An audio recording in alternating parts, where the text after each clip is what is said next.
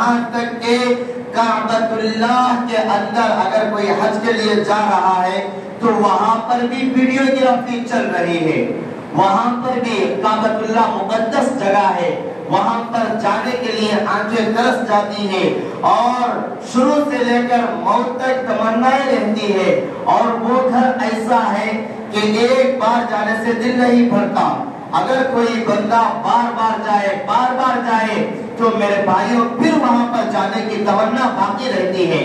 ایسا بابرکت گھر اور اللہ تبارک و تعالیٰ کی رحمتیں برکتیں وہاں پر صبح سے شام تک برستی ہو، اور وہاں پر اس گھر کے اوپر جس کی پہلی نظر پڑے گی اور وہ دل سے جو بھی دعائیں کرے گا فوراً قبول ہو جاتی ہے.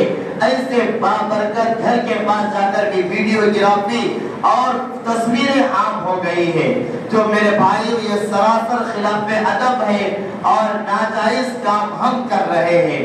اس لیے تمام کے تمام اعمال ہمارے بیکار جا رہے ہیں اور تمام کے تمام نیکیاں ہماری بیکار جا رہی ہیں.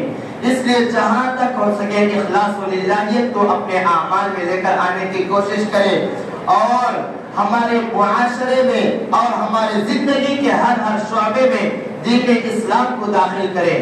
صاف قرآن کریم میں اللہ تبارک و تعالیٰ فرما رہا ہے یا ایھا الذین آمنوا ادخلوا فی السلم کافۃ ولا تتبعوا خطوات الشیطان انہ لکم عدو مبین. کہ میرے اے ایمان والو اسلام قبول کرنا ہو، مسلمان بننا چاہتے ہو تو مکمل اسلام میں آ جاؤ. آمنوا ادخلوا فی السلم کافۃ کہ مکمل اسلام میں آ جاؤ، کہ ہمارے بزنس اور کاروبار میں بھی اسلام داخل ہو جائے، ہمارے گھروں کے اندر بھی اسلام داخل ہو جائے، ہمارے ازدواجی نکاحوں کی مجلسوں میں شادیوں کی مجلسوں میں بھی اسلام داخل ہو جائے اور ہمارے عبادات میں بھی اسلام داخل ہو جائے.